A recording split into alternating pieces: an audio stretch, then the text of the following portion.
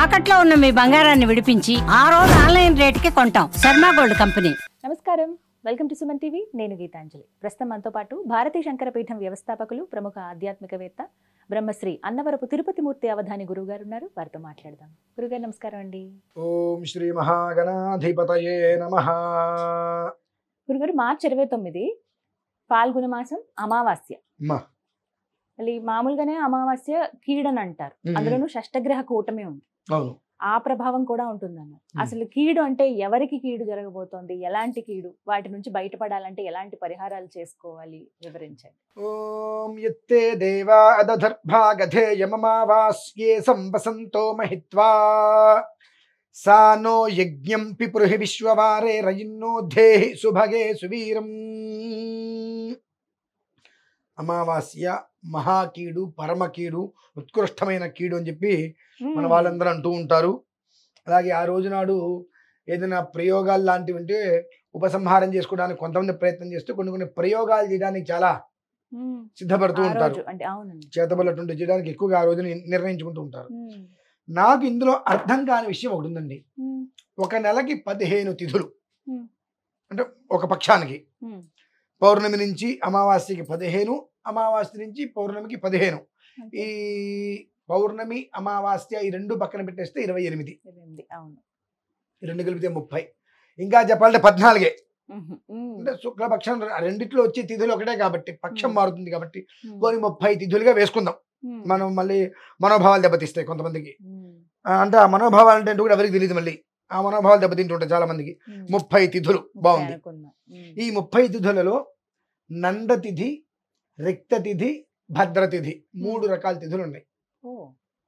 ఇప్పుడు నాకు 40 సంవత్సరాలమ్మా. నాకు 7వ ఏట ఉపనయనమైంది. అంటే 33 సంవత్సరాలైంది నాకు ఉపనయనమై. అక్కడి నుంచి రోజు నేను సంధ్యానం చేసుకుంటూ వస్తున్నా. కానీ ఈ 33 సంవత్సరాలలో ఎక్కడా కూడా కీడు తిథి నాకు ఎక్కడ రాలా. నందతిథి, రిక్తతిథి, భద్రతిథిని నేను చూసా.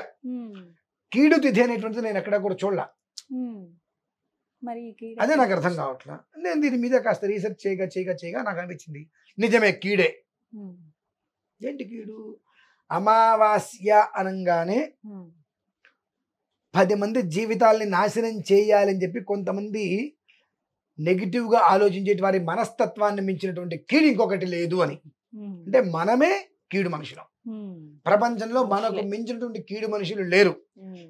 ఆ కీడు నేను కీడు అని చెప్పుకుంటే నన్ను ఎవరి దగ్గరికి రానిరు కాబట్టి అమావాస్య కీడు అనేటువంటిది మనం చెప్పుకుంటూ ఉంటాం. కానీ అమ్మా, అమావాస్య చాలా అంటే చాలా ఉత్తమమైనటువంటిది, చాలా ఉత్తమమైంది. ఇంకా ఒక మాటగా చెప్పాలంటే షష్టగ్రహ కూటమి అనేటువంటిది అమావాస్య వలన రాబట్టి దేశం అనేటువంటిది కనీసం మాత్రం క్షేమంగా ఉంటుంది. అమావాస్య నాడు కనుక కాకుండా వేరే ఏదైనా షష్టగ్రహ కూటమి వచ్చిందంటే మీరు రాసి పెట్టుకోండి, ఉభయ భ్రష్టత్వం తప్పదు. అమావాస్య అంత మంచిదమ్మా. కాబట్టి శ్రీకృష్ణ పరమాత్మే ధర్మయుద్ధాన్ని కాంక్షి అమావాస్య రోజు నాడు యుద్ధానికి విజయ ముహూర్తం కోసం నిర్ణయించాడు. అంతకన్నా మనం గొప్ప వాళ్ళ మాట కాదు అని చెప్పడానికి మనమెంత, మన బ్రతుకెంత. అమావాస్యను పట్టుకొని కీడు అంటే అందుకనే మనకు ఆ కీడు పట్టే శంకరుని బట్టి మనకు బ్రతుకు లేకుండా పోతున్నాయి. అన్ని తిథులలో పౌర్ణమి కన్నా 1000 రెట్లు గొప్పదమ్మా అమావాస్య. అదే అమావాస్య శనివారం రావడం యోగం కూడా. శనివారం వచ్చింది సార్. అమావాస్య యోగం. అష్టమి నుంచి లెక్కేసుకోండి. మొన్న అష్టమి శనివారం, మొన్న కాదు రేపు 22 అష్టమి శనివారం, ఖచ్చితంగా 8వ రోజు శనివారం అమావాస్య. ఒక 18 నక్షత్రాల వారికి ఏదైనా ప్రమాదం జరగవచ్చు. అందులో గత 20 రోజులుగా 30 రోజులుగా అనుభవించేటువంటి వాళ్ళకి కాస్త ఉపశమనం పొందవచ్చు. శనివారం రావటము అమావాస్య చాలా మంచిదమ్మా. దాన్ని కీడు అనుకోవడానికి వీల్లేదు. ఒక మగ మనిషితో ఇంకొక మగ మనిషి కూడా అర్ధరాత్రి నడవలేని పరిస్థితులు. ఇప్పుడు ఆడ మనిషి కాదు, ఇంకొక మగ మనిషే నమ్మలేని పరిస్థితులు. ఒక పశువుని ఇంకొక పశువు, ఒక పులిని ఇంకొక పులి నమ్ముతుంది. కానీ ఒక మనిషిని ఇంకొక మనిషిని నమ్మలేకపోతున్నాడని ఇక్కడ కీడు ఎవరిదమ్మా? ఎవరు? మనమే కీడు మనుషులు. మనకు మించిన కీడు ప్రపంచంలో ఎవరికీ లేదు. కానీ ఆ విషయాలు చెప్పుకుంటే మనలతో మాట్లాడరు, మనల్ని వెలేస్తారు. కాబట్టి అమావాస్య కీడు కదా, అందుకనే అనర్థాలు జరిగి వీడే ఏదో పనులన్నీ చేస్తాడు. మళ్ళీ చేసే దుర్మార్గ పనులన్నీ వీడే. అని ఎప్పుడు కూడా అమ్మ సర్వేషాం అమావాస్య అంటారు. ప్రతి మాసానికి ప్రారంభం. అమావాస్య రాత్రి గడిచింది అంటే ఆ చీకటి ఉన్నటువంటి ఘడియలు ఏవైతే ఉన్నాయో ఆ ఘడియలు నీ జీవితం నుంచి వెళ్ళిపోతున్నాయి. నువ్వు ఎలా తీసుకుంటావు అలా. ఆ చీకటి గడియలు నీ జీవితం నుంచి వెళ్ళిపోతున్నాయి, నువ్వు తీసుకుంటావా? అమావాస్య వచ్చేసింది, మేఘాల ఆకాశాన్ని కప్పేసేసి చీకటి అయిపోయింది అనుకుంటావు, నీ బ్రతుకుంది. మరి ఏం చేయాలండి ఈసారి? మామూలుగా ఎప్పుడైనప్పటికీ కూడా అమావాస్య అంటే ఇంట్లో ఎన్ని దీపాలు వెలిగిస్తే అంత మంచిది. ప్రత్యేకమైన పూజలు చేసినా చేయకపోయినా దీపకాంతులు, మన ఇంట్లో వెలిగినటువంటి దీపకాంతులు, ఒకవేళ కరెంటు పోయినా సరే ఆ దీపకాంతులు మన ఇంట్లో బంగారపు వర్ణంలో ఇల్లుని తీసుకొస్తే చూసారండి, అంతటి సువర్ణ ప్రకారంగా గృహం అవుతుంది. నువ్వు 10 పెడతావా, 20 పెడతావా, 100 పెడతావా, ఓపిక. ఆ అమావాస్య చీకటిని జయించగలిగేటట్టుగా దీపాలు ఉండాలి. అలా దీపాలు కనుక పెట్టినట్లయితే ఎప్పుడూ కూడా ఆనందకరమైన జీవితం భగవంతుడు ఇస్తాడు. అయితే ఇన్ని చెప్పి ఈ అమావాస్య తప్పుదని నేను చెప్పను. కాకపోతే షష్ఠగ్రహ కూటమి అనేటువంటిది 6 గ్రహాలు పాపగ్రహాలతో వచ్చినాయి కనుక, అవునండి, పాపగ్రహంతో కూడుకుని వచ్చింది కనుక దాని యొక్క ప్రభావంతో ఈ లోకుల్లో చాలా మంది పైశాచికత్వాన్ని ప్రదర్శన చేస్తారు. అంటే 4 రోడ్ల కూడలిలో ఈ దిష్టి తీసిన పడేయటాలు, కొన్ని రకాలుగా గుమ్మడికాయలు అన్ని పడేయటాలు. ఇప్పుడు ఇది వచ్చింది కాబట్టి కొన్ని ప్రదేశాలలో చాలా మంది ఈ దుష్ట ప్రయోగాది, క్షుద్ర ప్రయోగ, పంచగిరి ప్రయోగ, శల్యతంత్రాది ప్రయోగ, బగలాది ప్రయోగ, సూరి ప్రయోగ, వార్తాళి ప్రయోగ, వారాహి ప్రయోగ, నవచండీ ప్రయోగ, శతచండీ ప్రయోగ, బుద్ధిమాంద్యాది ప్రయోగ, మహామారి ప్రయోగ, వివిధ అభిచారిక ప్రయోగాలన్నీ కూడా చేస్తారు ఈ సందర్భంగా. ఎందువల్లనంటే మరలా ఇటువంటిది ఇంత తొందరగా రాదు కాబట్టి ఎన్నో రకాల జీవాలని హింసలు చేసి ఆ రక్తంతో తర్పణ చేసి క్షుద్రాలకి ఏదో తంత్రశక్తిని సాధించుకోవాలి, అందరినీ కూడా వశం చేసుకోవాలి, వశీకరణ చేసుకోవాలి, మన గుప్పిట్లో పెట్టుకోవాలని కొన్ని ప్రయత్నాలతో ఇవన్నీ జరిపిస్తూ ఉంటారు. దాని యొక్క ప్రభావాలు ఏవి కూడా మన యొక్క పరిసరాలని కూడా తగలకుండా ఉండేందుకే ఇన్నిసార్లు ఇన్ని వివరాలుగా అక్కడికి వెళ్ళండి, కామాఖ్య అమ్మవారి దగ్గరికి వెళ్ళండి, ఈ అమావాస్య రాత్రి అక్కడ నిద్ర చేయండి. రాత్రికి ఉదయానికి 2 చోట్ల ఉంది అమావాస్య. 28 రాత్రి వచ్చింది, 29 ఉదయం. సూర్యోదయానికి రాత్రి ఉన్నదే సాధారణంగా అమావాస్య లెక్కిస్తారు కదండి. తంత్రశక్తికి రాత్రమ్మ, మంత్రశక్తికి ఉదయం. కాబట్టి ఇప్పుడు రాత్రి ఉంది, ఉదయం ఉంది, సూర్యోదయానికి ఉంది కనుక ఈ దుర్మార్గమైనటువంటి లక్షణం కలిగినటువంటి మనుషులు, విచిత్రం తెలుసా అండి, ఈ దుర్మార్గమైన మనుషులు మెల్లో ఇన్ని రకాల తాయితులు కట్టుకొని మంచి చుట్టూ తిరగరు. నార్మల్ గా గొలుసు వేసుకుంటారు, చూస్తే చాలా ఉత్తమంలాగా కనిపిస్తున్నారు అన్నట్టుగానే ఉంటారు. వాళ్ళు కొన్ని శక్తులు సంపాదించి మాట్లాడుతూ ఏదో రకాల మాట్లాడుతూ కూడా మనిషి మీద ప్రయోగాలు చేస్తారమ్మా. నేను చూసా. అటువంటి ప్రయోగాల నుంచి కనీస మాత్రం ఉపసంహారం కోసమే ఆ రాత్రి అక్కడ నిద్ర చేయమంటున్నా.